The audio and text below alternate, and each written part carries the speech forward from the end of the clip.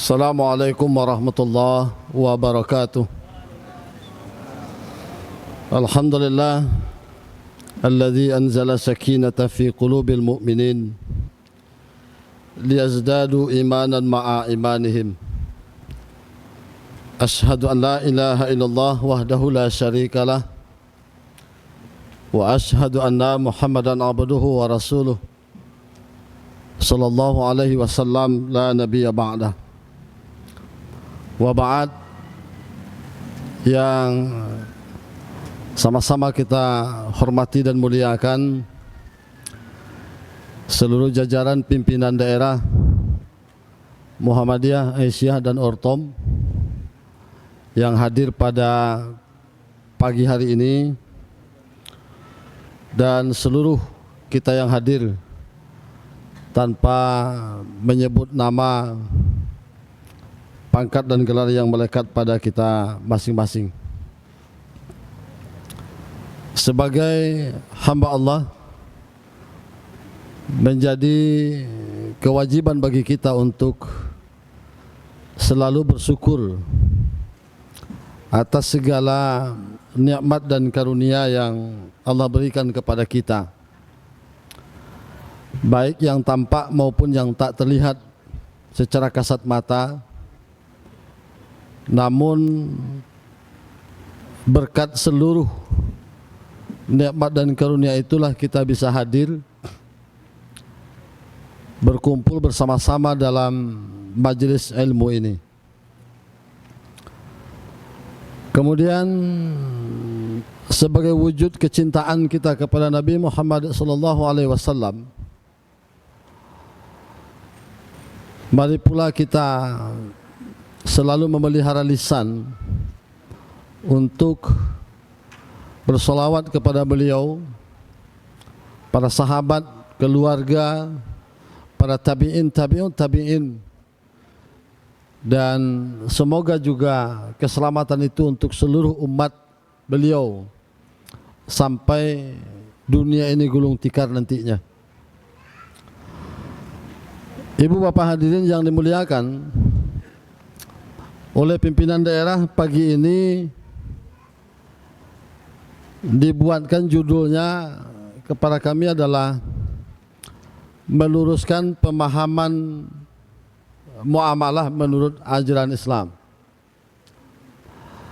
Namun setelah coba direnung-renungkan, judul ini terasa sangat berat dan kemudian juga terkesan menjadi menggurui. Kalau kata ketua tadi itu bahasa wartawan itu. Judul itu dibuat agar meledak, bukan sekedar meletup. Sehingga diharapkan dengan ledakannya itu ada pancingan yang mengundang perhatian untuk mengikutinya. Lalu kemudian setelah juga berkonsultasi,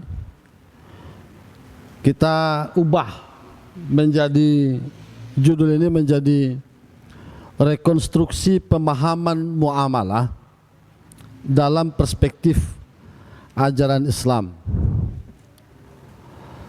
Ibu bapak hadirin yang dimuliakan Allah Subhanahu wa taala,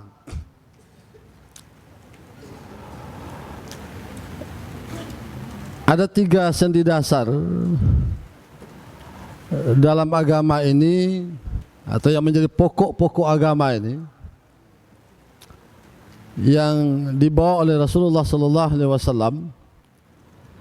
Pertama, persoalan akidah. Yang kedua, persoalan ibadah. Dan yang ketiga, muamalah ini.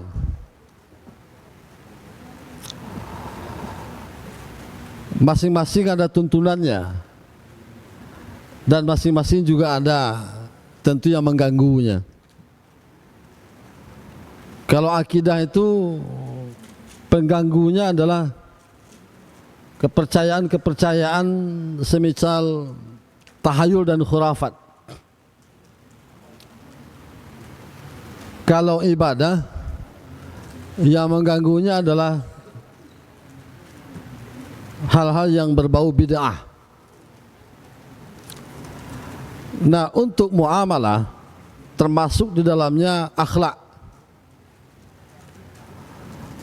Ini yang mengganggunya adalah kepentingan yang banyak mengganggunya, kehendak, sehingga kemudian apabila ada hubungan-hubungan atau interaksi antara manusia dengan manusia lainnya yang la yukhalifu sunnah, yang tidak sesuai dengan tuntunan sunnah, kebanyakan penyebabnya adalah kehendak dan keinginan dari mereka yang berhubungan itu.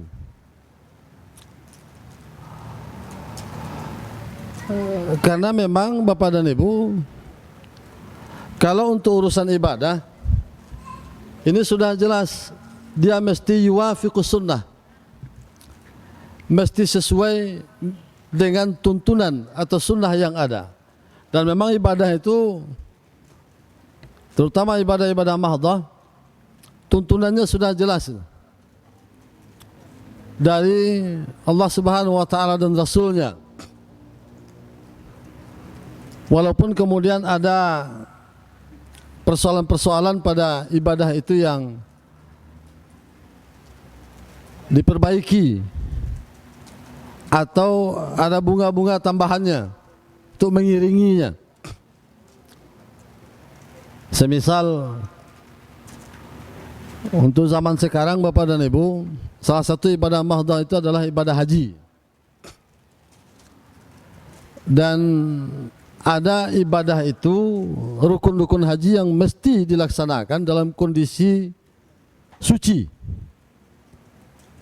Kalau tidak suci, tidak selesai dia, tidak bisa dilaksanakan.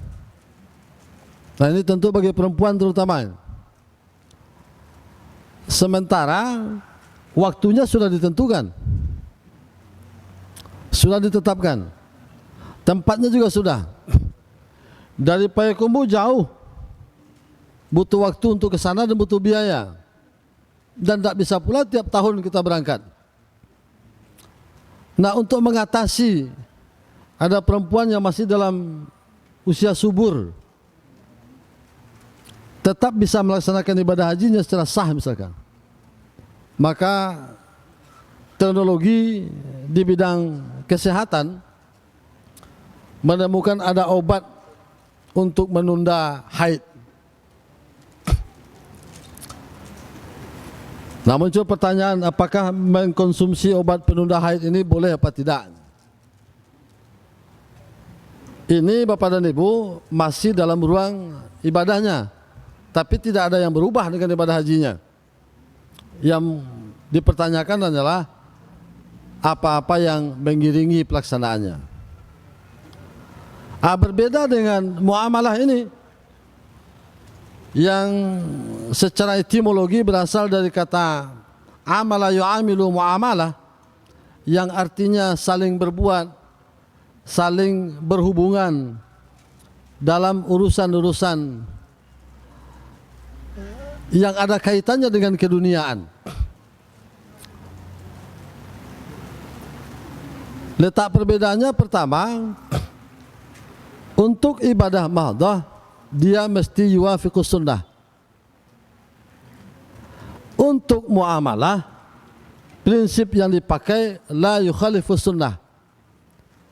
Jadi ibadah mesti sesuai dengan sunnah.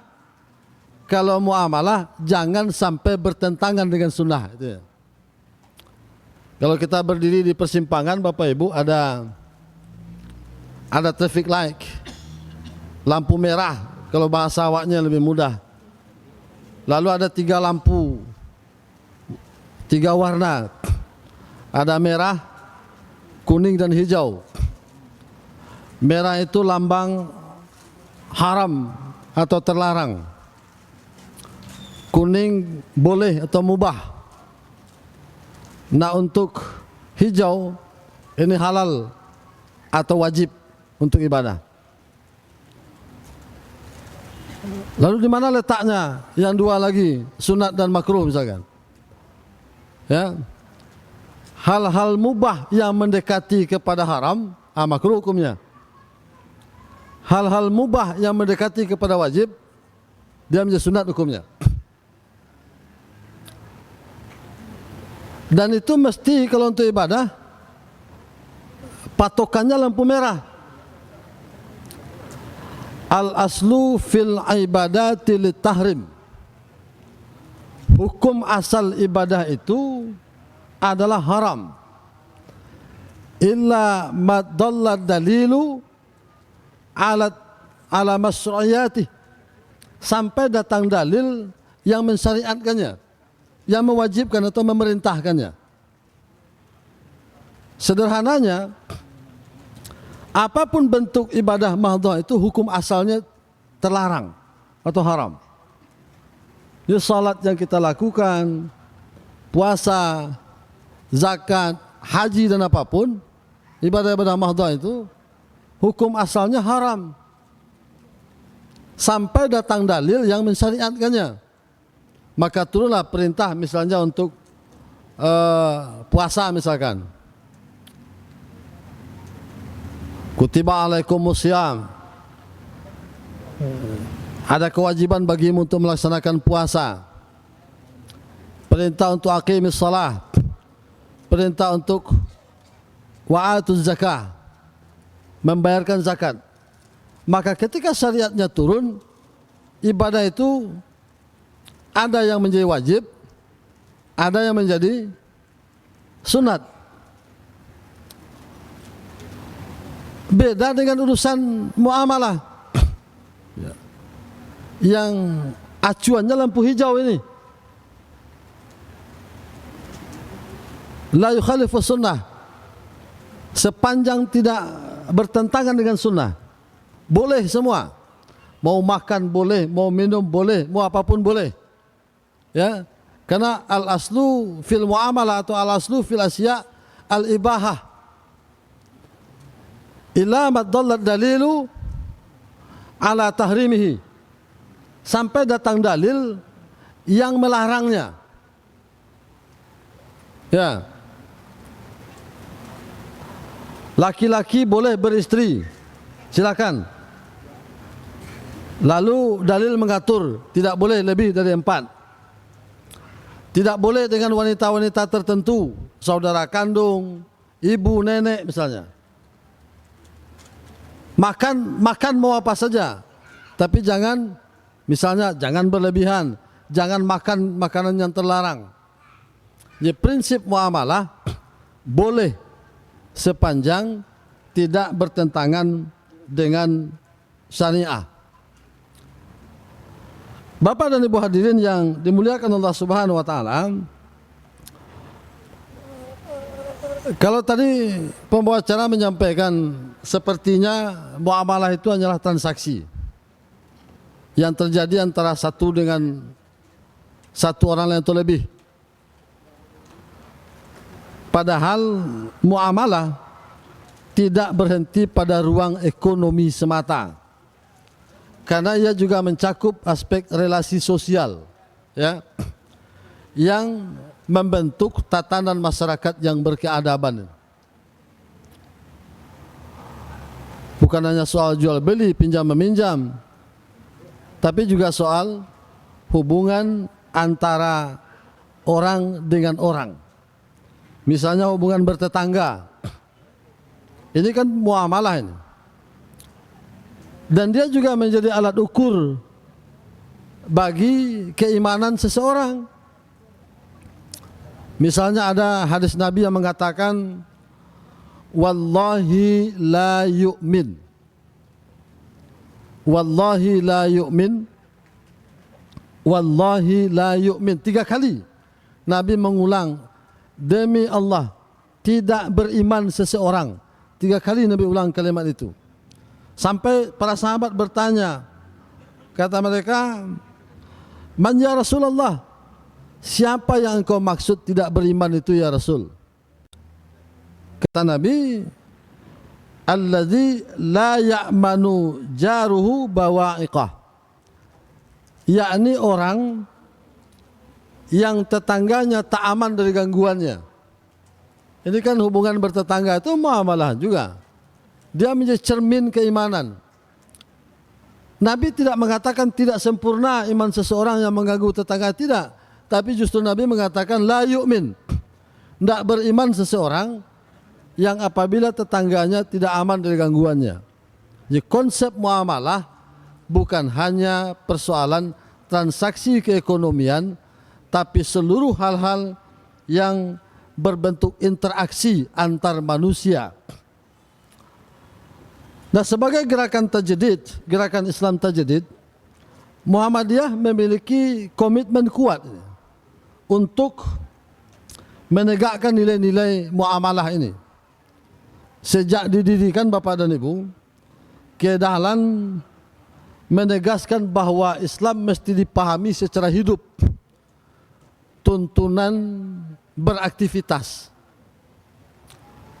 Populer di kalangan kita ketika Kiai Dahlan diminta oleh sahabat-sahabatnya sekaligus murid-muridnya untuk mengevaluasi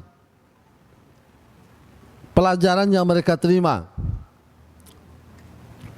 Kalau biasanya kan guru atau dosen masuk ruang kelas lalu mengatakan kepada murid dan siswa atau mahasiswanya, sekarang kita post test, kita UTS, kita ujian. Nah, murid-murid Kiai Dahlan, bukan Kiai Dahlan yang akan menguji, tapi mereka yang minta dievaluasi. Karena sudah 3 bulan lamanya Kiai Dahlan mengajari mereka dan kaji tidak balik-balik. Itu ke-7 kaji, yakni surah Al-Ma'un ayat 1 sampai 7. Ara'aital ladzi yukadzibu bid-din fadzalikal ladzi yad'ul yatim. Berulang-ulang sampai dengan santun para sahabat atau muridnya ini berkata, Kiai, rasanya selama 3 bulan ini kita berinteraksi, kami belajar, sudah faham, mengerti kami dengan kaji ini. Kalau Kiai kurang yakin dengan pemahaman kami terhadap materi kaji kita ini, silahkan kami dievaluasi. Maka merespon permintaan murid-muridnya ini, Kiai Dahlan kemudian mengevaluasinya. Tapi beliau mengacu kepada bahwa Islam dan ajarannya mesti dipahami secara hidup, bukan sebagai teks yang menjadi literatur untuk pengetahuan. Nah, hasil pertanyaannya begini kepada sahabat atau murid-muridnya itu, berapa orang yatim yang sudah engkau rawat di rumahmu? Berapa orang kalangan miskin yang sudah engkau beri makan selama beberapa hari terakhir ini? 2 pertanyaan yang hanya bisa mereka jawab dengan 2 kata, yakni tidak ada atau belum ada. Nah, kata Kiai Dahlan, kalau begitu kaji kita lanjutkan, masih kaji yang sama.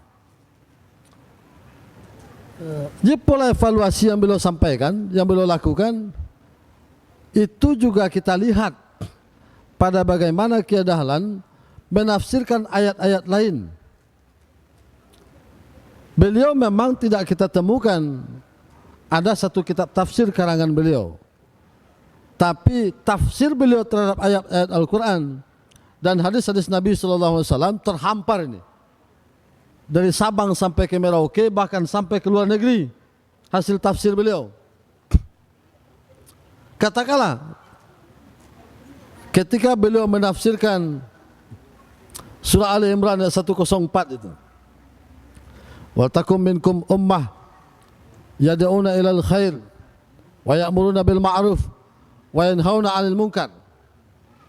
Beliau menafsirkan bahwa sebaik-baik umat itu adalah yang bergerak untuk dalam satu nafas untuk yad'una ilal khair, untuk menyeru orang, mengajak orang melakukan kebaikan dengan menggunakan dua metode. Metode pertama adalah ya'muruna bil ma'ruf, memerintah orang melakukan yang baik. Kemudian wa yanhauna 'anil munkar, melarang orang melakukan yang buruk.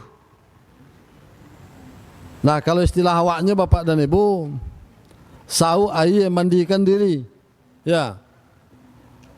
Rangkuh kadado, ukur badan sepanjang bayang-bayang. Badan awak kecil ke dalam ketek modekonya, bakal memerintah orang, bakal menagah orang. Lalu dia tafsirkanlah konteks kuntum khairu ummah itu dengan mencoba membangun satu komunitas yang dinamai, ya, komunitas itu perserikatan, dan perserikatan itu diberi nama Muhammadiyah. Itu jejak tafsir beliau terhadap Al-Quran. Jejak tafsir beliau terhadap surah Al-Ma'un itu dari Sabang sampai Merauke juga ada panti-panti asuhan misalnya. Jejak tafsir beliau terhadap ayat misalnya yarfa'illahu alladhina amanu minkum walladhina utul ilma darajat, sejak dari tingkat PAUD sampai perguruan tinggi, belasan ribu lembaga pendidikan, bukan hanya di Indonesia tapi sudah sampai ke luar negeri. Jadi Muhammadiyah memaknai agama sebagai ajaran yang hidup, bukan sebagai teks dan naskah-naskah yang dijadikan sebagai sekadar literatur ketika berdiskusi atau hafalan. Tidak. Dia mesti bergerak pada ruang aktivitas. Nah, Bapak dan Ibu hadirin, dengan semangat itulah kemudian muamalah menjadi dasar untuk pembentukan masyarakat yang berkemajuan atau mujtama' yang madani lah, masyarakat yang berkemajuan, di mana kemudian persoalan ekonomi, sosial kemasyarakatan, dan moral bersatu dalam satu kesatuan nilai-nilai Islam. Ibu bapak hadirin yang dimuliakan, nah pemahaman terhadap muamalah ini mesti bertumpu pada landasan-landasan teologi yang kuat. Tidak bisa asal diletakkan saja atau dicari-cari dasar hukumnya, tidak. Karena seluruh aktivitas manusia, baik yang bersifat ibadah ritual maupun sosial, tidak terlepas dari pandangan, dari pengawasan dan ketentuan Allah Subhanahu wa taala. Karena itu muamalah tidak boleh terlepas dan dilepaskan atau keluar dari nilai-nilai ketauhidan, keadilan dan kemaslahatan. Ini prinsip dasarnya. Karena segala bentuk interaksi sosial dan ekonomi tetap dipandang sebagai ibadah dan sarana untuk mewujudkan kesejahteraan atas dasar ridha Allah Subhanahu wa taala. Maka prinsip muamalah dalam Islam mengacu kepada apa yang dikatakan Allah Subhanahu wa taala dalam surah Al-Maidah ayat kedua, wa ta'awanu 'alal birri wat taqwa wa la ta'awanu 'alal ismi wal udwan. Prinsip muamalah mengacu kepada ayat yang dikatakan bahwa dan tolong menolonglah kamu dalam mengerjakan kebajikan dan ketakwaan. Dan kemudian jangan saling tolong menolong dalam berbuat dosa dan kerusakan atau permusuhan.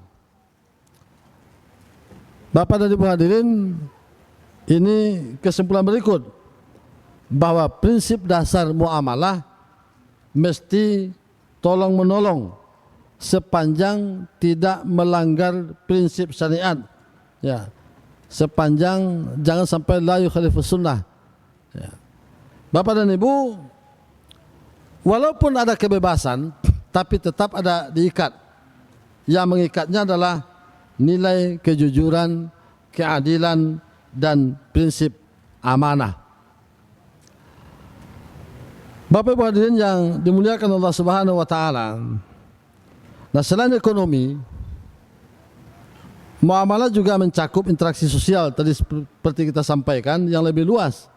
Hubungan antar manusia dalam masyarakat termasuk dalam konteks kebangsaan. Juga diatur bagaimana hubungan-hubungan antar penduduk dengan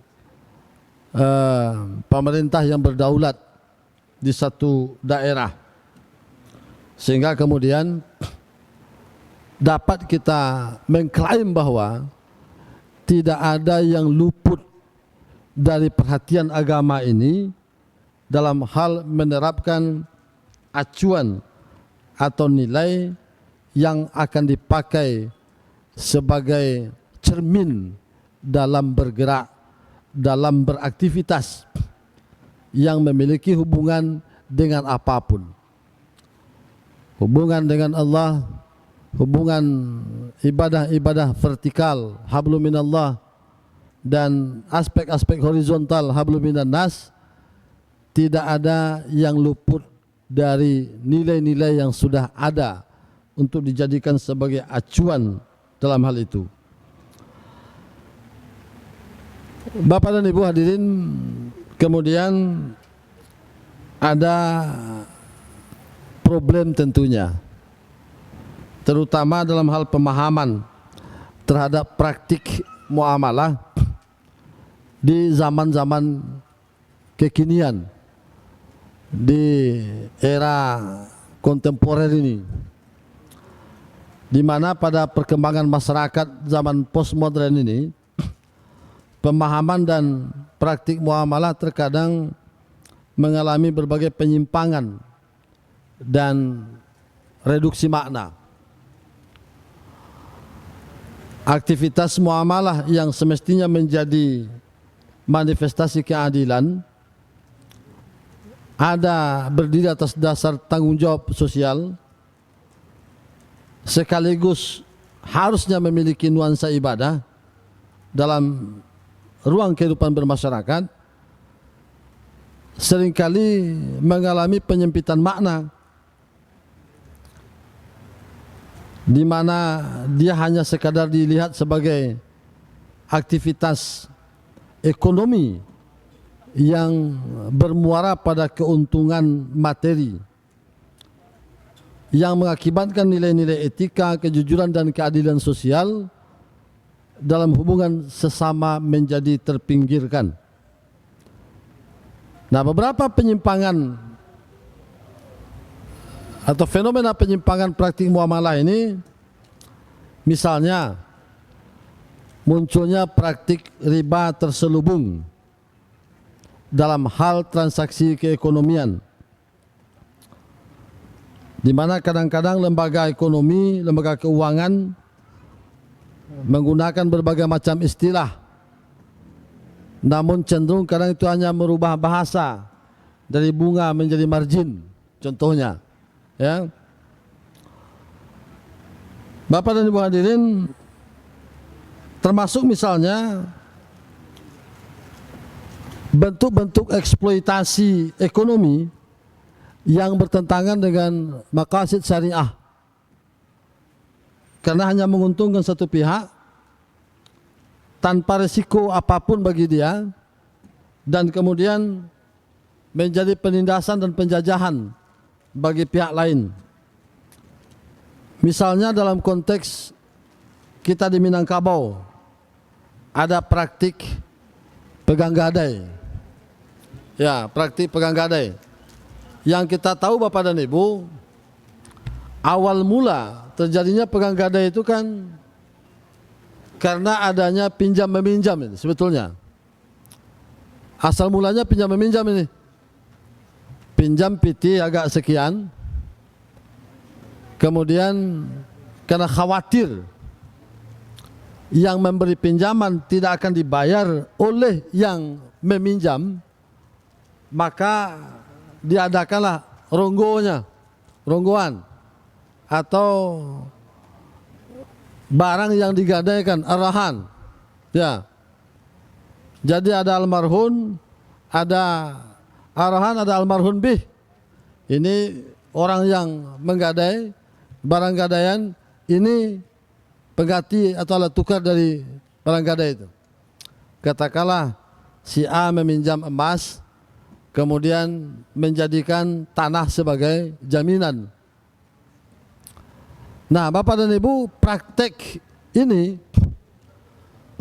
walaupun sudah beberapa kali termasuk di lingkungan kita Muhammadiyah, terakhir kalau saya tidak salah ingat, ini menjadi materi muzakarah di Masjid Nurul Huda Payunibuang kalau tidak salah, beberapa tahun yang lalu, membicarakan tentang gadai ini, di mana praktik gadai dikatakan seseorang yang menerima barang gadaian tidak boleh mengambil manfaat dari apa yang dia gadaikan kepada dia, karena itu bukan hak milik dia, bukan hak milik dia, bukan pemiliknya. Dalam hal mesti ada perawatan yang kemudian dapat dimanfaatkan untuk menghindari terjadinya kemubaziran, karena barang-barang produktif dijadikan gadaian juga tidak boleh menetap tanpa hasil lalu dikelola oleh orang yang memegang gadai ini atas persetujuan bersama misalkan, maka dia tetap hanya boleh mengambil apa yang menjadi haknya dan memberikan apa yang menjadi hak pemilik lahan, pemilik barang. Sekarang prakteknya kan tidak begitu. Prakteknya sekarang tahun 2025, ya, tahun 1925 terjadi pegang gadai. Nah, 1925 itu sudah masuk Muhammadiyah ke Payakumbuh itu, menurut catatan Ketua Ustaz Dr. Irwandi. Iya itu ya, telah masuk kan. Berarti sekarang sudah 1 abad Muhammadiyah di Payakumbuh. Sampai tahun 2025 barang gadai itu masih di tangan orang yang memegang ini. 100 tahun tidak sedikit, masih di tangan dia. Bayangkan Bapak dan Ibu, betapa lamanya waktu yang terpakai dan betapa banyak keuntungan yang diperoleh oleh si pemegang gadai ini. Padahal yang demikian itu sudah tidak sesuai lagi dengan tuntunan muamalah ini, karena kaidah usulnya mengatakan begini: kullu qardin jarran manfaatan fahuwa majhun min wujuhi ar-riba. Segala bentuk pinjam meminjam yang mendatangkan manfaat bagi orang yang memberi pinjaman, min wujuhi ar-riba, maka itulah riba.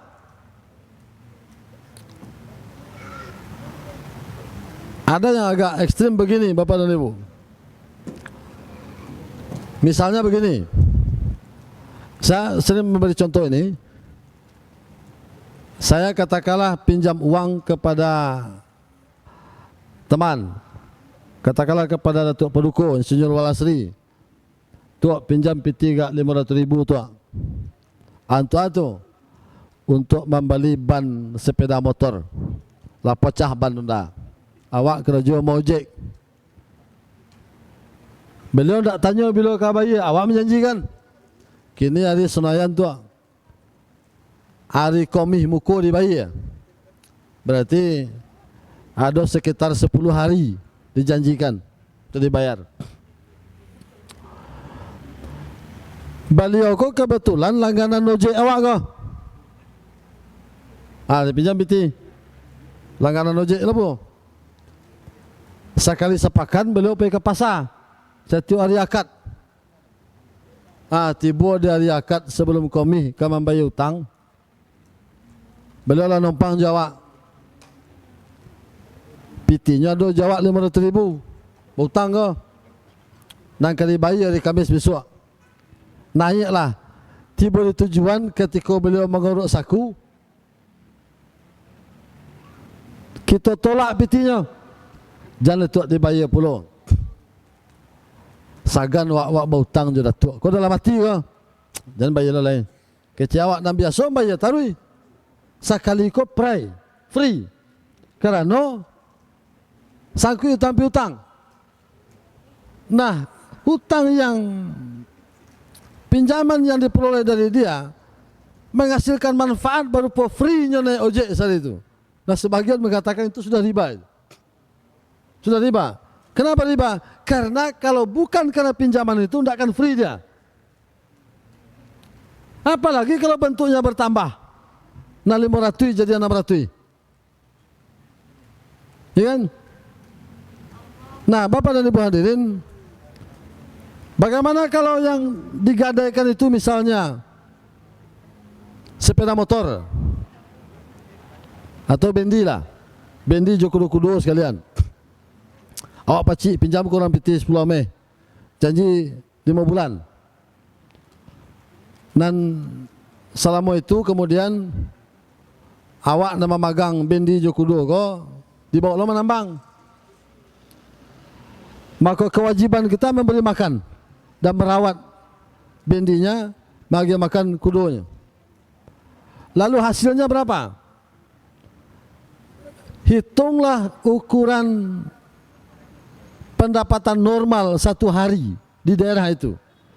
Kalau gaji tukang 150 sehari, gaji supir 100.000, atau kalau gaji supir nan bagi hasil misalnya 70-30, 70% untuk supirnya, 30 untuk pemilik. Nah, awak pakai itu, dapatlah sehari 100.000, ya kan? Maka 70.000 ambillah, 30.000 berikan kepada yang punya. Itu hak dia. Kalau diambil saldonya, dia menjadi riba. Apalagi kalau 100 tahun di tangan kita.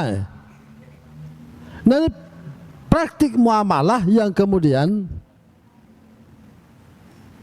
mengganggu stabilitas ekonomi, mengganggu proses pendistribusian harta yang harusnya terdistribusi dengan baik. Ya, kalau kata Allah Subhanahu Wa Taala kan harta itu tidak boleh berputar hanya di kalangan orang-orang kaya saja. Kaila yakuna dulatan bainal aghniya'i minkum. Jangan sampai harta itu berputar-putar di tangan satu kelompok tertentu saja. Lalu bagaimana Ustaz? Kalau lata pacik muda itu batu. Nah, beberapa hari yang lalu, sekira bukannya beberapa bulan yang lalu, saya diminta menyelesaikan urusan pegang gadai ini di satu ranting Muhammadiyah. Dan Ustaz Irwandi waktu itu mengabarkan juga, bantulah Ustaz. Alhamdulillah selesai Bapak Ibu. Dengan jumlah pegang gadaian itu ratusan emas itu. Ratusan emas. 180 sekian emas. Jumlah pegang gadaiannya. Nah, dihitung. Kalau tumpaknya banyak, akhirnya diperoleh kesimpulan ada sawah itu yang dikembalikan kepada pemiliknya tanpa diminta apa-apa lagi oleh si yang memegang gadai. Ada yang kemudian hasil perhitungannya masih tinggal utang sekian. Semula 20 ame, tinggal 3 ame lagi. Bayarlah, ambil sawah balik. Terjadi pengurangan. Kita hitung nilai keekonomian, hasil manfaat yang diperoleh dan lain-lain. Alhamdulillah kedua pihak menerima itu dengan baik. Sama-sama ridha dia. Persoalannya adalah yang tadi, yakni apabila kita memandang hubungan antara manusia ini hanyalah transaksi yang bermuara atau didasarkan atas keuntungan belaka, keuntungan keduniaan belaka, hasilnya tentu tidak akan ada keredaan antara keduanya. Itu contoh model penyimpangan dalam praktik muamalah. Dan penyebabnya antara lain juga termasuk pengaruh globalisasi ya, dan sistem ekonomi yang kapitalistik menjadi bagian dari penyebab terjadinya penyimpangan-penyimpangan yang menggeser orientasi kehidupan masyarakat dari bernilai spiritual ke hanya atau pure bernilai materialistik saja. Karena sistem ekonomi yang kapitalis ini kan berorientasi pada eksploitasi pihak lain untuk kepentingan kita, kompetisi bebas nilai yang berujung pada lahirnya budaya konsumtif dan individualis. Tidak abai lagi dengan urusan orang lain. Lalu yang kedua, minimnya literasi tentang ekonomi dan sosial. Minus ini, rendahnya literasi ekonomi dan sosial Islam di kalangan umat menyebabkan terjadinya penyimpangan-penyimpangan pada praktik muamalah ini. Yang terbaru ini kan ada siapa namanya, Pak Tua Tarman ya, yang lagi viral ini, yang menikah dengan mahar 3 miliar dikatakan tunai tapi berbentuk cek yang ternyata kosong. Nah, ini kan apa namanya, karena penghulunya menilai tunai, nah disitulah letak kekeliruannya. Kalau disebutkan hutang, ya menjadi hutang dia, karena dia belum dibayarkan, dan ternyata kemudian dia kasusnya menjadi sedemikian viral juga Bapak dan Ibu. Nah, kelemahan literasi menyebabkan banyak praktik ekonomi dan sosial yang dilakukan dengan mengabaikan etika keadilan. Lalu yang ketiga, juga ada problem relasi sosial dan dakwah. Selain bidang ekonomi, relasi sosial, dalam malah di bidang dakwah juga ada problem sekarang. Sebagian kelompok ada yang menerapkan dakwah yang pola dakwah yang konfrontatif ya. Kalau salah aja orang lain. Ya, kalau salah saja orang lain. Saya Bapak Ibu, jadi satu kali habis potong rambut, kan pakai rambut pendek. Sudah lama itu, sudah belasan tahun memakai gaya rambut seperti ini. Ketemulah dengan seseorang. Dia katanya begini, Ustaz berapa umur? Hamba jawab lah. Alailu na doa buat Ustaz na hitam lah ya. Kola putih lah biasa separuh mah kecil ambo. Lah biasa separuh lah putih, cuma tak nampak kerana rambut pendek. Ya. Oh jadi Ustaz potong rambut pendek supaya jangan nampak hitamnya ya. Nah itu yang namanya lain sunnah. Haram itu. Lah haram lah mau potong rambut kini. Coba yang tu. Padahal mau potong rambut, kau hanya kalau tidak ingin ribet saja. Dan jalan tidak perlu membawa sikit abu ke apa itu. Wah, cik kan lupa pakai kopiah, kan sujud awak tidak tambah kan yang tidak buat tu. Itu yang paling harus sonanya. Kinilah haram loh. Keceknya untuk menyembunyikan uban, menyalahi sunnah. Astagfirullah. Ini kan pola muamalah dalam interaksi dakwah yang konfrontatif. Sakit salah. Nani ko ndak boleh, nani tu ndak boleh, bahkan tagah dan lain-lain. Nah ini yang juga penyimpangan. Karena apa? Ada kekurangan literasi dalam hal pemahaman terhadap ajaran-ajaran Islam ini. Nah terakhir Bapak Ibu, bagaimana merekonstruksi pemahaman muamalah ini? Yang tentu ya, kalau soal rekonstruksi bukan berarti meluruskan kesalahan praktik, bukan itu sebetulnya. tapi melakukan tajdidul fikri, pembaruan pemikiran.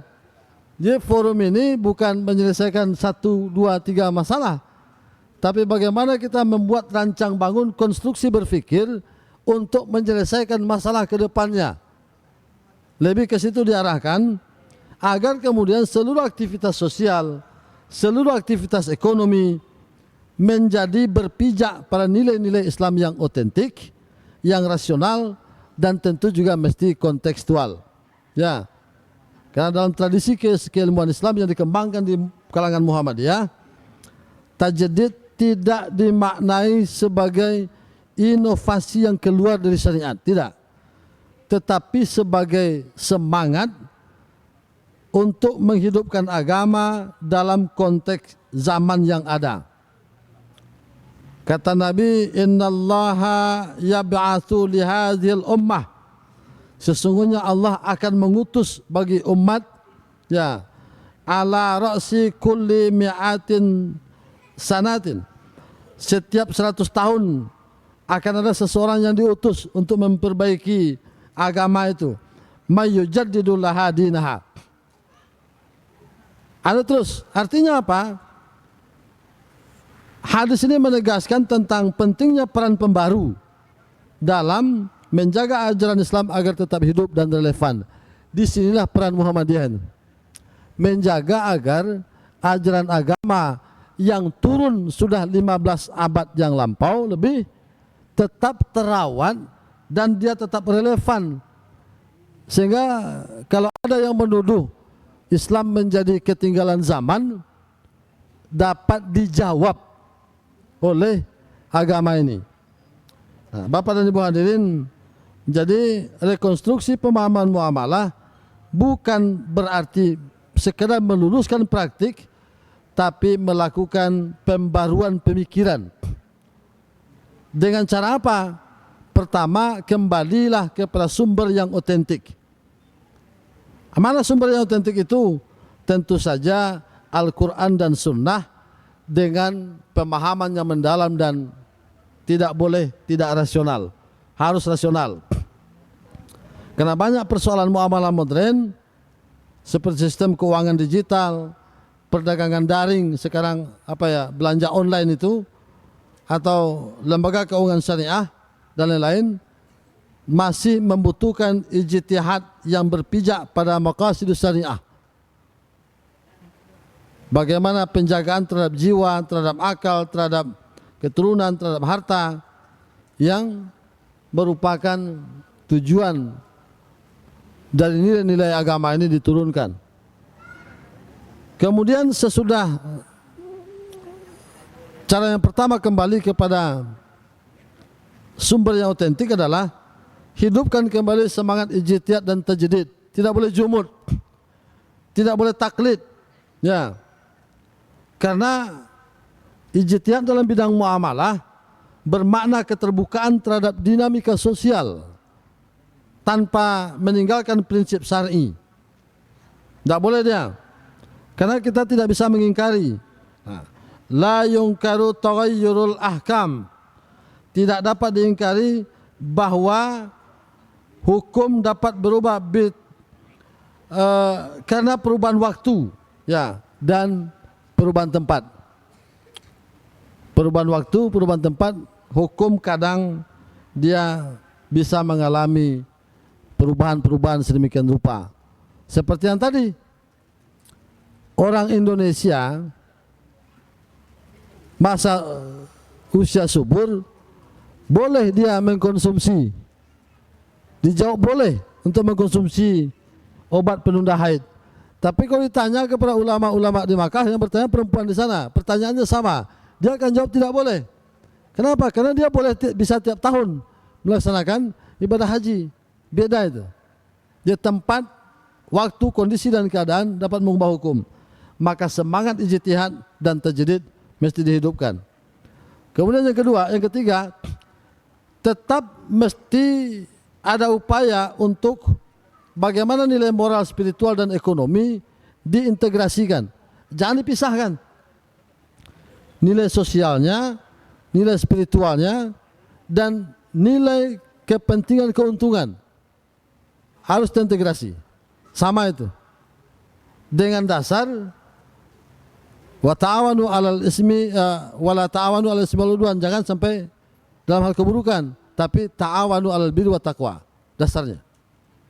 Prinsip tolong menolong yang akan mengantarkan kita pada kemampuan dan keberhasilan untuk mengintegrasikan antara moral spiritual dan keperluan ekonomi. Keempat, bangun kesadaran sosial dan keadilan. Baru bisa direkonstruksi penyimpangan-penyimpangan yang ada ini. Kemudian yang kelima, kalau di Muhammadiyah, lakukan pendekatan dengan purifikasi dan tajdid, yakni at-tathhir, membersihkan praktik muamalah dari unsur syirik, riba, gharar dan eksploitasi, dan ada tajdid, pembaruan, yakni mengembangkan sistem ekonomi dan sistem sosial yang adil dan modern, tetap dilandasi oleh nilai-nilai Islam.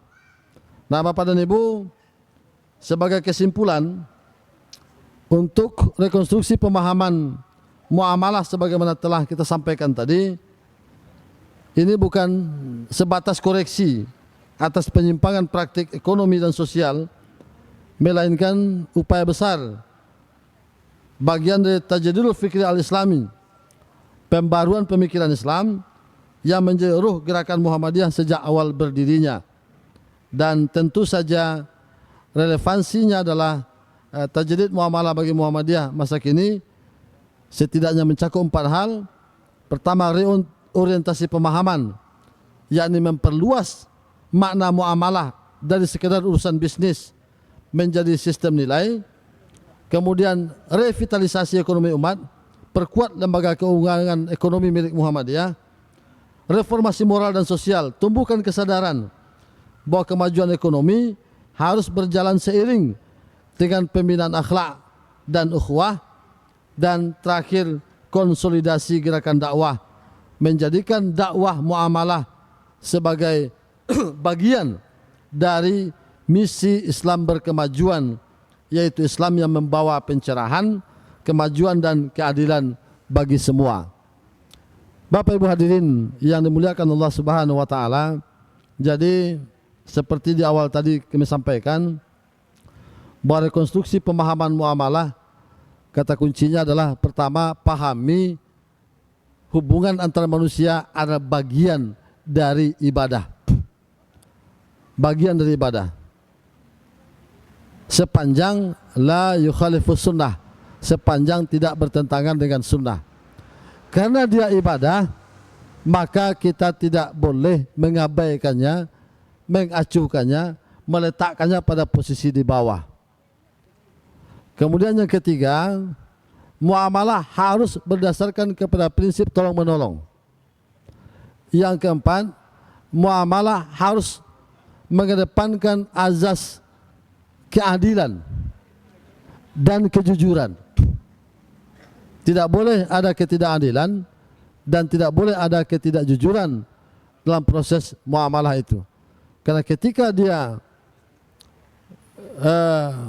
bercampur aduk dengan penipuan-penipuan, ketidakjujuran, ketidakadilan, maka apapun muamalah yang terjadi akan mengganggu dan merusak. Merusak apa? Merusak hubungan antar sesama dan juga telah melangkahi nilai-nilai agama, nilai-nilai aturan-aturan moral, aturan-aturan bertransaksi yang diturunkan oleh agama ini, digariskan oleh agama ini kepada kita semua.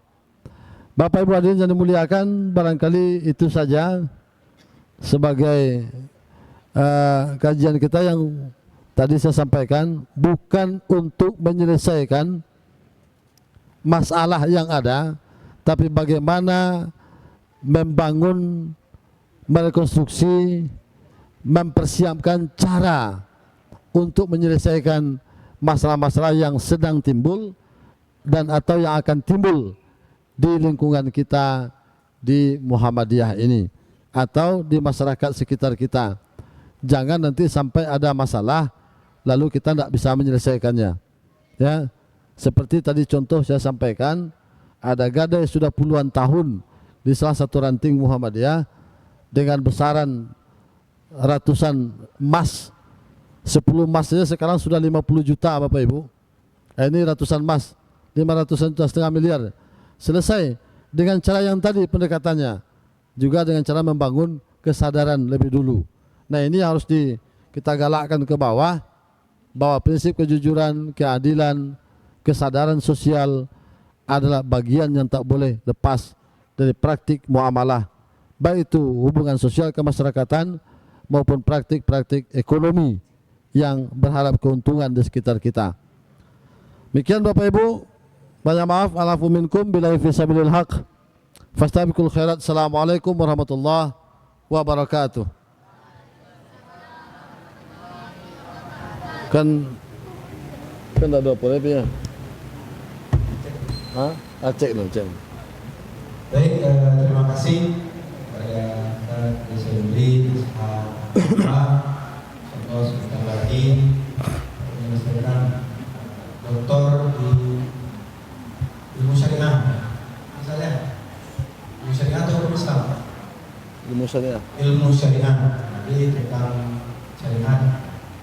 Baik Bapak Ibu, jemaah sekalian yang kami muliakan, bisa kita rujukan bahwasanya muamalah ini adalah segala sesuatu tindakan perlakuan yang pada dasarnya adalah boleh untuk kita laksanakan, boleh seluas-luasnya sampai ada dalil yang melarang atau mengharamkannya. Dan juga ditekankan oleh Ustaz kita tadi, selagi mengikuti sunnah, itu muamalah itu boleh untuk dilakukan. Untuk prakteknya di tengah-tengah masyarakat kita ada yang berbeda, yang keliru, yang mesti kita luruskan di tengah-tengah masyarakat sebagai peran kita dari Muhammadiyah adalah sebagai pembaharu. Baik Bapak Ibu, tentunya persoalan muamalah ini banyak mengundang pertanyaan yang harus kita diskusikan. Maka dari itu kami minta kepada Bapak Ibu yang ingin bertanya atau mendiskusikan, kami silakan. Bapak Ibu. Itu aja ketua lah. Ketua lah. Ada Bapak Ibu?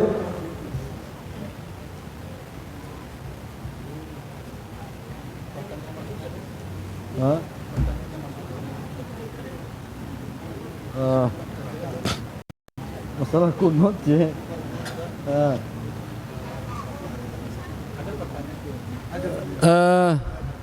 Memang ada, karena di flyer itu ada yang apa namanya ditulis ya tentang pengajian sekarang, bagaimana jamaah boleh bertanya melalui nomor HP yang ada. Memang ada satu pertanyaan yang sampai kepada kami, ini menyangkut dua hal. Pertama tentang gonogini dan warisan. Karena gonogini ini menyangkut ada yang berpisah ini, maka tidak bisa disebutkan siapa yang bertanya. Tapi pada intinya beliau menanyakan, Ustaz, apakah saya berhak mendapatkan harta gonogini dari suami saya yang meninggal dunia beberapa waktu yang lalu, sementara istri pertamanya mengklaim saya tidak mendapat. Jadi pertanyaannya seperti itu. Setelah saya tinjau lebih jauh, ternyata laki-laki ini punya satu orang istri dengan 6 orang anak, kemudian berpisah, tidak berpisah, menambah istri lagi, berpoligami dengan istri kedua, tidak ada anak, baru 1,5 bulan mereka menjadi pasangan suami istri, sang suami meninggal dunia. Lalu ketika membagi warisan, separuh dari harta yang ada, yang tinggal setelah selesai bayar segala keperluan hutang piutang, diklaim oleh istri pertama, separuh adalah hak dia sebagai gonogini dulu. Lalu yang 50% baru dibagi 8, yakni 2 istri dan 6 orang anak. Nah, pertanyaannya kepada saya, apakah itu salah atau benar, Ustaz? Saya jawab, itu memang benar. Kenapa tidak ada hak gonogini di situ? Nah, gonogini ini adalah harta pencarian bersama. Sementara 1,5 bulan ini mereka belum menghasilkan apa-apa dalam peninggalan itu. Tapi tetap saya tanyakan, ada enggak jumlah penambahan dalam rekening? Jikalau rekeningnya kemarin jumlahnya ketika sebelum beristri dengan Anda 1 miliar misalkan, sekarang menjadi 1 miliar 25 juta, maka 25 juta itu bisa dibagi 2. Kalau yang harta lain ada enggak dibeli? Belum ada, Ustaz. Cuman kain pintunya, Ustaz. Kain pintu tambiak salah. Cuma kain pintu di rumah saja, yang lain belum. Jadi saya katakan itu kepadanya jawabannya benar. Tidak salah apa yang dikatakan oleh istrinya. Akhirnya dia terima, maka dia ambillah bagian yang menjadi warisan saja. Yang gonogini milik menjadi milik istri pertama. Itu Cik Ustaz, Cik, itu pertanyaannya. Yang ada. Apa duk tanya sila beliau ya?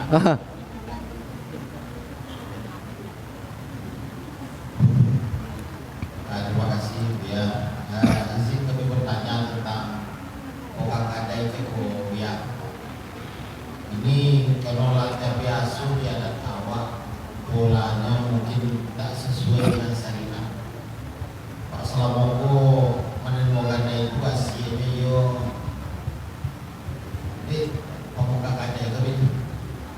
Kemudian kadai itu kan hampir godang sama godang dua ya. Hampir sama kadang-kadang kini godang yang dua. Kini di jalan tengahnya nanggatai nalamu-lamu aku ya. Aku dah 25 tahun, aku dah berbulan tahun. Dah kati balik atau diagen saja ke orang yang beli awal rasanya yoborik dulu rasanya dia. Kok modang itu hampir sama modang jauh-jauh. Jadi jalan penganyonan paling mungkin tidak melanggar syariat dia. Baik, terima kasih Pak Datuk. Jadi inilah yang tadi kita sebutkan, aspek moral spiritualnya. Yo borek raso, itu sebenarnya kunci pertama tuh. Selesaikan dulu kata-kata yo borek raso tuh. Ba pulau rasonya ketika menarik keuntungan. Selama tadi kata beliau 25 tahun atau 50 tahun. Nan awak tarimo. Sementara orang yang punya berputih mata situ, ya kan? Mencari awak panen setiap waktu misalkan. Coba dihitung itu dulu. Nah, lalu bagaimana solusinya untuk zaman sekarang? Saya pikir mungkin begini, tapi tetap harus ditarik ke belakang karena kebutuhan sekarang dengan kebutuhan 10 tahun yang lalu tidak sama. Nilai hasil dan manfaat sekarang juga tidak sama dengan 10 tahun yang lalu. Apakah hasil yang kita peroleh ini sudah setakaran dengan nilai gadaian yang kita serahkan kepada pemilik itu? Bagaimana mengukurnya? Kalau awak nan membuat, Kang, katakanlah hasilnya 1000 gantang beras ya, sawah itu di luar pokok, kita anggap sawah saja berarti ya, lebih mudah metongnya. 1000 gantang hasil beras ya, maka 500 itu milik kita yang mengelola. Itu cara metongnya. Baru itu kan usaha awak tuh. Nah 500 lagi pemilik yang punya. Kalau tidak awak serahkan kenyo, berarti awak hitung sebagai alat pemotong hutangnya. Itu caranya. Barangkali patahunan awak selama 50 tahun. Lama lebih rasanya. Dia borek ke awak, ke membayar kini lah Ustaz. Itu jadinya. Lama lebih kira-kira. Pada itu, minta keredaan dia kalau dia tidak minta. Minta keredaan dia. Yang jelas, sawah kau balikin lagi ke orang itu. Sama jo awak pada tu membuat toko di pasar kuah, membangun toko kat 2 pintu. Ambo agim piti kepada tu 100 juta. Ambo ni toko tu 2 tahun perjanjian. Setelah ambo ambil manfaat 2 tahun di toko tu, manggalih segala macam dapat keuntungan, ambo ke pulang lagi. Ndak ka mau ni toko tu lagi. Dia bisa ambo minta piti na 100 itu kepada tu. Ndak bisa tu, kenapa? Anggap itu sewa. Anggap itu sewa. Maka sekarang kita jadikan sistem itu sebagai alat penghitung. Sewa jadi jual caranya, atau nancako dipotong hutang tu. Kalau tanya tu masih tinggal dek kena gadang kata beliau, hampir sama gadang jo beli gadai kuah. Saratiome lah dia tong sadonyo masih basiso le 10 meh lai. Apa nasi 10 meh tu? Piti awak jo orang dan manggadai.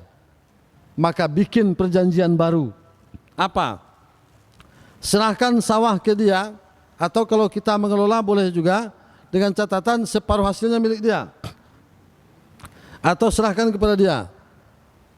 Bikin perjanjian baru bahwa hutang diperbarui tanggalnya, diperbarui waktunya, di reschedule. 3 tahun kemudian hutang mesti dibayar. Kalau tidak dibayar maka sawah kita jual. Sisanya, sisa hutang dikembalikan kepada pemilik. Seperti itu. Itu solusi daripada itu. Harus dibuat perjanjian seperti itu. Jadi reschedule hutang. Jangan perjanjian tanpa batas waktu ini. Ikulah tujuan keturunannya Bapak Ibu. Hutang ini tak bayar. Itu perjanjian tanpa batas waktu. Sungguh zalim proses aktivitas keekonomian yang seperti itu. Di lingkungan Muhammadiyah kita jangan sampai terjadi yang demikian itu. Bapak dan Ibu, kata ketua tadi, ambo jan pertamu dulu Ustaz. Bin waktu kini tidak sempat beliau ngata malu bekolai. Jadi, hei. Jadi pertanyaannya, apa legalitas orang yang memancing gadai itu bisa membuat objek gadai tersebut atau mengelola taruhlah sawah, legalitas awak yang memberikan gadai mengelola itu, membuat sawah itu, sedangkan sawah itu punya orang lain. Nah, itu Ustaz. Baik, sebetulnya tidak ada legalitas apapun. Apabila itu dibangun atas kesepakatan namanya riba. Kalau tidak terterima oleh yang punya maka namanya perampokan. Ndak awak punya atau awak kelola aja, itu mambiak namanya tu. Tapi sepakai kedua-duanya, itu riba namanya. Artinya tidak ada legalitas. Kecuali kemudian diserahkan mengelola kepada pemegang gadai, dia mengambil hasil separuh atas usahanya. Separuh hasilnya kembali kepada yang punya. Itu namanya mempaseduan sawah biasa saja. Awak kan biasa ngelola sawah orang mah. Sawah orang awak buat, ya kan? Lalu setelah hasil berhasil separuh awak ambil.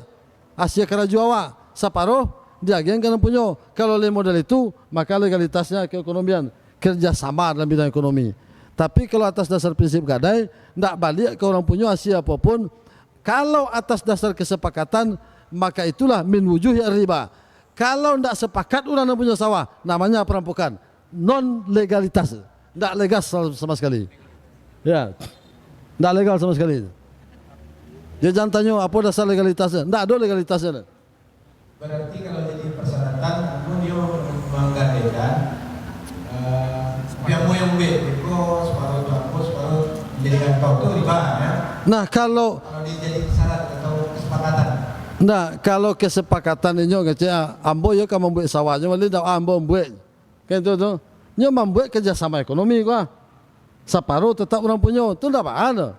Tapi kalau nyo membuat hasil yang tak dapat dia orang punya, sepakat berdua, bantu dan banyak terjadi kini, namanya riba itu.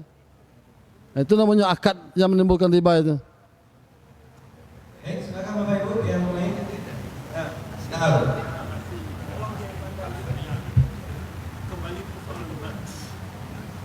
Kembali ke soal dari biar memahami dengan agama mau tahu mereka punya uang untuk mengembalikan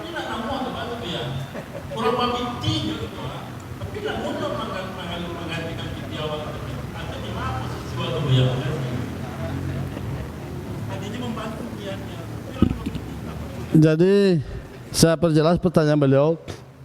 Ada orang minjam piti ke awak, ya, saat itu dia sangat butuh. Atas dasar semangat saling ta'awun, saling tolong menolong, kita bantu, ya. Kemudian dijadikanlah satu harta yang memiliki nilai ekonomi sebagai ronggohannya, sebagai barang gadaian. Sekarang orang itu sudah punya uang, sementara barang yang digadaikan ke kita ini awalnya mungkin bisa dikelola, sekarang tidak bisa lagi. Kenapa? Bandal atau subik sadonyo. Kau mungkin kasus kau tidak ada nilai le. Diminta kenyo tidak mau baca ronyo le. Bukan masalah kau. Nah, Bapak dan Ibu hadirin yang dimuliakan, pertama, apabila kita belum mengambil manfaat apapun dari objek barang gadaian, berarti ini utang piutang. Utang piutang. Kita bisa mengajukan secara hukum gugatan wan prestasi, melanggar perjanjian, ya, kalau dulu ada perjanjiannya yang jelas, atau pengingkaran untuk membayar utang dan menjadikan barang gadaiannya sebagai alat supaya legal kita menjualnya. Kalau jual saja salah awak, tapi kalau sudah berdasarkan tindakan hukum, kita boleh nanti, ya, mengeluarkan harta yang kita punya dari dia dengan menjadikan barang gadaian sebagai sumber pengambilnya. Jadi ada akad dulu, lisan ataupun tertulis. Nah, itu cari dulu. Kalau tidak ada itu sama sekali buat baru. Atau tetap bisa kita minta utang dengan cara proses hukum yang berlaku. Ya. Kalau yang nyula piti nampak dawak kan. Buat perjanjian baru nancak. Itu cara nanjale. Jangan kelola kalau atas dasar yang menimbulkan riba bagi kita. Kenapa? Karena 1 dirham riba yang dibawa oleh seorang laki-laki pulang ke rumahnya menyebabkan, ya, pertama, ada puluhan hari ibadah mereka tidak diterima. Kemudian ada juga hadis lain yang menyebutkan dosa riba itu lebih besar daripada dosa seorang anak laki-laki berzina dengan ibu kandungnya. Ya. Silakan dilanjut oleh ketua untuk mengatamalui. Alafu minkum billahi fi sabilil haq fastabiqul khairat. Assalamualaikum warahmatullahi wabarakatuh. Nah, ketua ini lama sudah cetak. Bagaimana? Siapa tanya? Tidak ada bukti, tidak ada kado. Apa bukti hadirnya?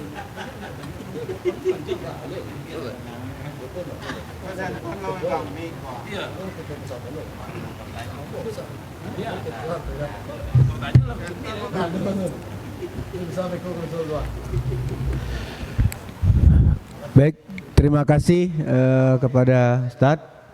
Tapi sepertinya masih ada roman-roman yang ingin bertanya. Kalau masih ada, karena zuhur kita masih ada sekitar 30 menit lagi. 30 menit lagi. Kalau masih ada yang ingin dipertanyakan, disilakan Bapak Ibu. Sambil duduk aja Ustaz. Allah punya ketua nih kawan. Prinsip boleh ya, enggak penting ketua.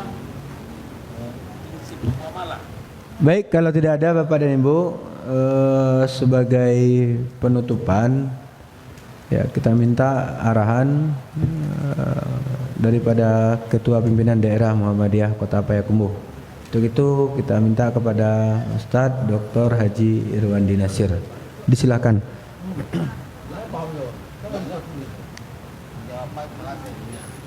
Pertanyaan awal selesai.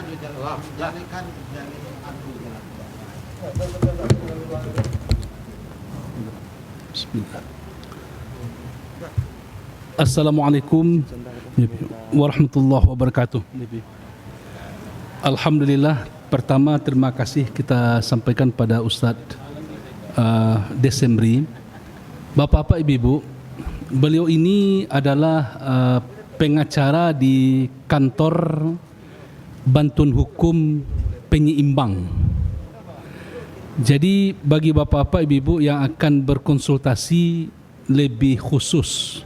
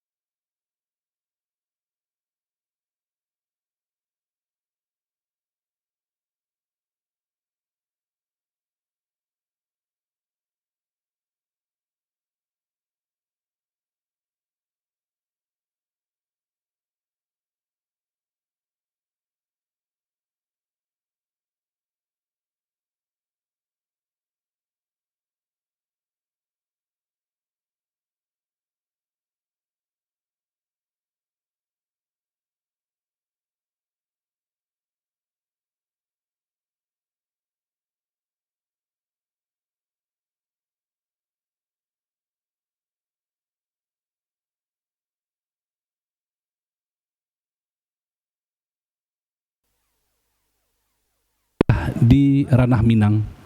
Alhamdulillah kita sudah selesai pengajian untuk pagi hari ini. Kemudian sekali lagi Bapak Ibu, yang kedua ingin kami sampaikan terima kasih atas kehadiran ibu-ibu dan bapak, anak-anak kami, para remaja, khusus dari panti asuhan yang telah hadir dalam pengajian daerah ini. Kami menyampaikan Bapak Ibu, pengajian daerah ini adalah pengajian daerah kita yang ke-18. Artinya sudah 18 orang penceramah, ustaz-ustaz kita yang hadir dalam pengajian daerah ini, dan itu sudah 1 tahun 8 bulan dengan beragam pokok masalah. Dan yang paling menjadi penguatan adalah bagaimana pemahaman keagamaan menurut pandangan kita di Muhammadiyah. Paham keagamaan yang diusung, yang diajarkan dan yang disebarkan oleh Persyarikatan Muhammadiyah. Dan tentu pandangan keagamaan itu Pak Ibu tetap dalam bingkai Al-Quran dan Sunnah. Nah, ini yang paling penting ibu-ibu bapak, melalui pengajian daerah ini kita memiliki sebuah pemahaman keagamaan seperti yang diajarkan oleh Allah dan Rasulnya dan yang digali dari Al-Quran dan hadis itu. Dan itu nanti akan nampak oleh Bapak Ibu perbedaannya. Muhammadiyah tidak fanatik kepada satu mazhab. Barangkali dalam berbagai pengajian sudah disampaikan, namun Muhammadiyah mengayomi seluruh mazhab yang ada. Jadi kalau orang bertanya Pak Ibu, mazhabnya orang Muhammadiyah, ya kan? Apakah mazhab Hambali, mazhab Syafi'i, mazhab Maliki? Muhammadiyah tidak fanatik kepada satu mazhab. Tetapi Bapak Ibu, saudara-saudara kita yang lain sesama umat Islam, ada yang memang bertegas-tegas mengikuti satu mazhab. Nah, di Muhammadiyah, mazhab itu diayomi, mazhab itu semuanya menjadi rujukan, namun dikaji untuk kemudian dipilih, dipakai sebagai pengamalan keagamaan kita sehari-hari. Nah, hal-hal seperti ini Bapak-bapak, Ibu-ibu, suatu hal yang amat penting untuk kita selalu pahami, agar kemudian kita di Muhammadiyah ini jelas corak dan ragam bagaimana corak kita dalam memahami dan mengamalkan agama. Ujungnya nanti Bapak-bapak, Ibu-ibu, pengajian-pengajian daerah yang kita lakukan ini sampai kepada rumah tangga, anak-anak dan keluarga kita.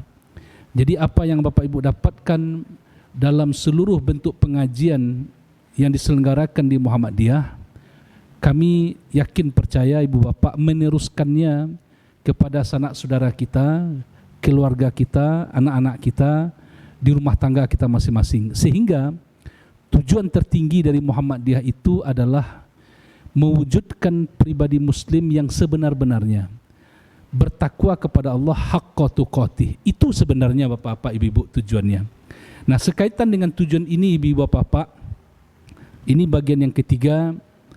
Kami sekali lagi mengajak kepada Bapak-bapak, Ibu-ibu, mari kita semua merapatkan saf kita. Kita berhadir di masjid ini, berhimpun dalam Persyarikatan Muhammadiyah ini, tidak lain Bapak-bapak, Ibu-ibu, niat kita adalah untuk mendapatkan ridho Allah, itu saja. Jadi kalau Bapak Ibu baca anggaran dasar, anggaran rumah tangga Muhammadiyah itu Bapak Ibu, amanah yang diemban oleh pimpinan Muhammadiyah itu adalah mengajak kaum muslimin untuk bersama-sama menuju gerbang Jannatun Naim. Itu Bapak Ibu. Nah, tentu dalam perjalanan banyak tantangan, banyak ujian Ibu Bapak. Kita di Payakumbuh Bapak Ibu, izinkan saya menyampaikan sedikit catatan untuk 1 abad Muhammadiyah di ranah Minang ini. Muhammadiyah di Payakumbuh dari Mupelo Kota awal pertama masuk tahun 1925. Itu dalam catatan yang kami baca. Artinya sampai 2025 ini usianya sudah 100 tahun. Berarti sudah genap 1 abad. Sama dengan daerah lain sebagian besar di Minangkabau. Pertama kali masuk itu ke Sungai Batang. Jadi di tahun yang sama 1925 sampai Muhammadiyah ini ke Kabupaten 50 kota dan Kota Payakumbuh 50 kota ini. 40 tahun setelah Muhammadiyah tiba di Kabupaten 50 kota ini, 40 tahun masuk 1925, 40 tahun setelah itu, maka dalam catatan yang kami baca, cikal bakal berdirinya tempat ibadah yang kemudian kita kenal dengan nama Masjid Ansarullah. Jadi Ansarullah ini dalam catatan sekitar tahun 1965 sudah mulai dibina awal masjid kita ini. Nah, sekaitan dengan itu Bapak Ibu, ada 3 yang mesti kita pertahankan dan kita terus bina terus. Pertama masjid, yang kedua panti asuhan, yang ketiga sekolah kita. MPS, masjid, tempat membina umat, panti asuhan, tempat membina anak-anak kita, seperti yang disampaikan oleh Ustaz Desembri tadi. Surah Al-Ma'un harus kita wujudkan Bapak Ibu dalam bentuk nyata, membina, mendidik anak-anak yatim. Walaupun hari ini di Muhammadiyah sudah digalakkan tidak lagi mesti harus panti asuhan, tapi mendidik anak-anak yatim itu di rumah tangga kita masing-masing. Namun kalau belum bisa di rumah tangga kita masing-masing, tentu dengan adanya panti asuhan itu yang kita andalkan. Bapak Ibu, kami ingin sampaikan, untuk panti asuhan itu saja Ibu Bapak itu setiap bulan ada 80 juta biaya harus dicari Bapak Ibu. Ini Bapak Ibu pandang ini anak-anak kita ini, sebagian kecil di panti asuhan, ya, itu 80 juta. Belum lagi setelah itu ada sekolah. Sekolah kita pertama taman kanak-kanak di bawah naungan Aisyah, kemudian SD Muhammadiyah, ini Pak Anton.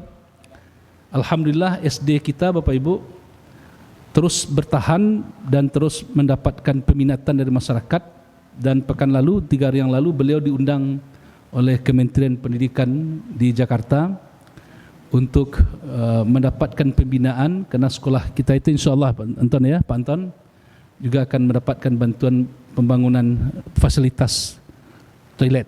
Ya, itu. Kemudian ada SMP Muhammadiyah. Nah, kita belum ada SMA Bapak Ibu. Ibu Bapak harus tahu persaingan kompetisi lembaga pendidikan pada hari ini memang membuat kita harus berpacu Ibu Bapak. Kita tidak ingin sekolah itu pada akhirnya hilang dan mati serta tinggal sejarah. Ini tanggung jawab kita bersama Bapak Ibu. Nah, banyak hal yang harus kita benahi. Namun dalam pada itu satu hal yang cukup membanggakan bagi kita adalah keikhlasan, ketulusan, semangat seluruh majelis guru baik yang ada di TK, di SD, di SMP untuk terus membina anak-anak kita ini. Nah, bagaimana kemudian bisa kualitas sekolah ini baik Bapak Ibu? Kita tidak bisa lepas dari pendanaan. Ibu Bapak mesti tahu juga bahwa sistem pengelolaan lembaga pendidikan kita di Muhammadiyah ini memang berbeda dengan yayasan-yayasan pada umumnya Bapak Ibu. Kalau di Muhammadiyah, sekolah itu disebut bagian dari amal usaha. Itu pihak manajemen sekolah itu yang berusaha, pikirkanlah dana, kelolalah, tingkatkanlah kualitas. Kalau sekolah-sekolah swasta yang lain, yayasannya Bapak Ibu. Nah, dan tentu ada hubung kait pula dengan murid. Jumlah murid harus banyak sebagai salah satu sumber pendapatan, termasuk sumber-sumber pendapatan yang lain. Saya kalau contohkan Bapak Ibu, Raudatul Jannah ini, itu seluruh pendapatannya terpusat kepada yayasannya. Bara buah godok tajua sehari itu, ini Pak Ustaz Irento, bara buah godok tajua di kada itu Ibu, masuk laporannya dalam sehari itu. Laundrynya misalnya, bara pendapatan hari ini masuk, dihimpun dalam satu yayasan. Sehingga kepala sekolahnya dan gurunya Pak Ibu tidak memikirkan lagi biaya operasional dari bulan ke bulan. Kepala sekolah tidak memikirkan gajinya segala macamnya. Nah, kita di Muhammadiyah Payakumbuh ini yang harus kita pacu Bapak Ibu dalam soal biaya operasional sekolah kita. Di sekolah kita Bapak Ibu, guru kepala sekolah pun turut memikirkan bagaimana mendapatkan, meningkatkan kesejahteraannya. Karena itu, apa yang menjadi salah satu sumber pendapatan bergeraknya organisasi ini Pak Ibu? Di antaranya adalah infak. Di antara yang lain adalah sumber-sumber pendapatan yang lain. Kalau ada sawah Pak Ibu, ya kalau lagi pulang padi, biaya itulah kemudian untuk menggerakkan perserikatan ini. Kalau ada sewa-sewa toko mau diawak di masjid kalau itu masuk ke kas masjid, itulah yang menggerakkan. Tanpa ada gerak dana Bapak Ibu, kita susah untuk menggerakkan perserikatan kita ini. Apalagi di sini tidak ada digaji, kecuali orang yang memang bekerja di lembaga atau di amal usaha itu. Jadi gurunya, di sekolahnya, ya, atau di kadai-kadai, atau bakarajo nanti Bapak Ibu dapat gaji, itu baru digaji. Tetapi kalau memikirkan dan menggerakkan perserikatan ini, tidak ada digaji. Sehebat apapun teori manajemen orang Bapak Ibu terhormat, kalau tidak berangkat dalam Muhammadiyah ini dengan ikhlas untuk mendapatkan ridha Allah, tidak ada hasilnya teori-teori itu. Sedangkan di lembaga laiba gaji Bapak Ibu, ya, digaji orang tua, situ periuk nasinya, kalau nawaitunya untuk bekerja keras tidak ada, juga akan banyak masalah. Apalagi di lembaga yang memang tidak ada secara real mendapatkan materi itu. Nah, bisa Bapak Ibu bayangkan, artinya kalau tidak benar-benar ridho Allah Bapak Ibu, mungkin tidak mau orang ya mengorbankan waktu, pikiran, tenaga bersama-sama di perserikatan Muhammadiyah ini. Nah, oleh sebab itu kami mengajak Bapak Ibu, Baalai di SMP Muhammadiyah itu ada kantor layanan amil zakat, infak dan sedekah. Ketuanya Bu Nini. Mohon berdiri Bu Nini. Ini yang Bu Nini Ibu. Ya. Kami sejak 3 pekan yang lalu Pak Ibu, ya, ini Bu Nini, guru kita di SMP, mengajak siapa yang mau menjadi donatur tetap. Awak kan kaba infak juga Pak Ibu, kaba sedekah juga. Sebanyak kok kita Bapak Ibu, kalau dikelola sumber daya awak yang banyak kok, awak kok kan sumber daya Pak Ibu. Ya. Sumber daya Bapak Ibu. Berinfak saja kita rutin Pak Ibu. Ya, indak ka banyak, indak ka 500.000 sebulan, indak mana? 50.000 sebulan. Atau 20.000 sebulan. Kita catatkan, kami yakin percaya Bapak Ibu.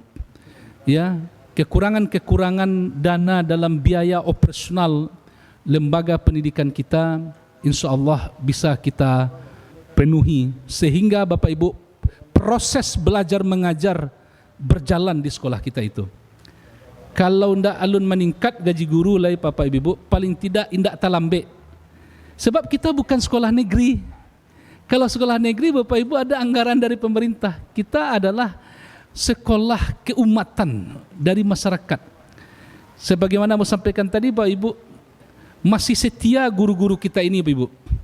Kok bilari malam yang seorang-seorang Bapak Ibu habis suak nyuantan sore ke kami, Pak mau mundurkan diri Pak. Nggak ada yang bisa kita mengikatnya Bu.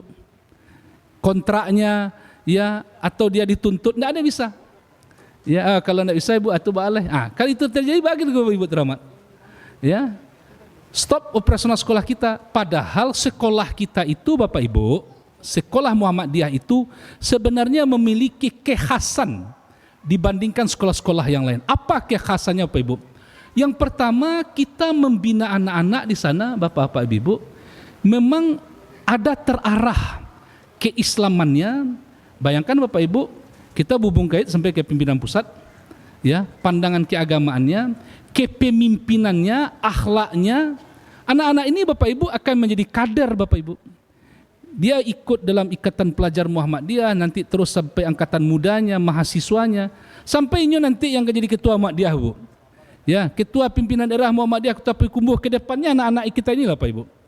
Kalau tidak disiapkan dari sekarang Bapak-bapak Ibu, siapa yang akan memimpin pergerakan dakwah kita ini? Nah, itulah makanya kami mengajak Pak Ibu, jika ada Pak Ibu insya-Allah keluarga Ibu Bapak sendiri yang berkenan untuk menjadi donatur tetap, ada kartunya Bapak Ibu bersama Bu Nini, mungkin ada di Bapak Sari ini, ya, dimasukkan Bapak Ibu dalam grup kelompok, ya, grup WhatsApp kantor layanan amil zakat infak sedekah Muhammadiyah SMP.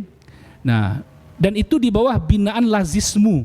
ya, Lembaga Amil Zakat Infak Sedekah Muhammadiyah Kota Payakumbuh. Ambo yakin Bapak Ibu, kalau semua kita ikut bersama menyokong, insya-Allah ya, persoalan-persoalan yang terkait dengan dana dalam menyangkut operasional sekolah ini Pak Ibu, itu akan bisa teratasi. Kalau ada Bapak Ibu yang bertanya, Ustaz, iyo kabarnya sekolah berhutang Ustaz? Iyo sekolah berhutang Pak Ibu. Untuk hutang sekolah Ustaz, untuk pembangunan, bama kebitu awak ndak dapat bantuan pembangunan dari pemerintah. Untuk memelok sekolah, menambah lokal, kita harus mencari dana. Satu di antaranya adalah tentu dengan jalan berhutang, dan itulah harus kita ansur. Nah, jadi Bapak-bapak Ibu, ini satu hal yang ingin mau sampaikan. Kalau nak bertambah amal usaha kita Pak Ibu, paling tidak yang 3 ini, MPS, masjid, panti asuhan, dan sekolah. Jadi kalau Bapak Ibu untuk menyumbang kepada panti asuhan, ya itu barangkali sudah bisa Pak Ibu ketahui langsung ke panti atau kepada kami, kepada pengurus panti, infak salurkanlah untuk anak-anak di panti asuhan kita. Alhamdulillah panti asuhan kita juga termasuk panti terbaik di Sumatera Barat.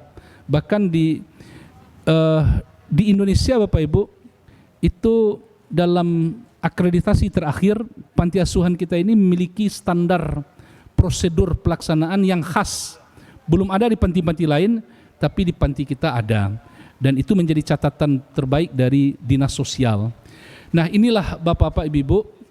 Kemudian informasi lainnya, sebagai bentuk kita bersyukur atas kehadiran Muhammadiyah di ranah Minang ini, kita insya Allah akan melakukan rangkaian kegiatan, termasuk nanti pada bulan November, dan puncaknya nanti pada bulan Desember di Kota Padang dan di Padang Panjang. Ada nanti bersama-sama ke Kota Padang, ya, apel besar warga Muhammadiyah se-Sumatera Barat. Itu syiar Bapak Ibu, ya. Itu syiar wa may yu'azzim min sya'airillah, orang yang mengagungkan syiar-syiar agama Allah itu fa innaha min taqwal qulub, itu lahir dari hati yang bertakwa. Itulah dulu Bapak Ibu, terima kasih atas kehadiran Bapak Ibu. Dan terima kasih juga atas infak donasi yang Bapak Ibu berikan untuk kegiatan kita ini, termasuk untuk di lembaga pendidikan kita. Berbanyak maaf, nasrun minallahi wa fathun qarib.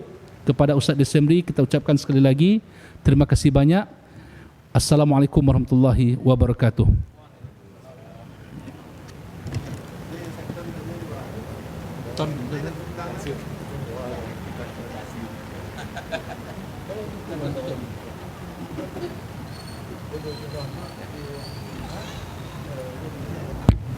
Terima kasih kepada Bapak Ketua. Mari Bapak Ibu kita tutup pengajian daerah Muhammadiyah kita kali ini dengan sama-sama mengucapkan hamdalah. Alhamdulillahirabbil alamin. Assalamualaikum warahmatullahi wabarakatuh.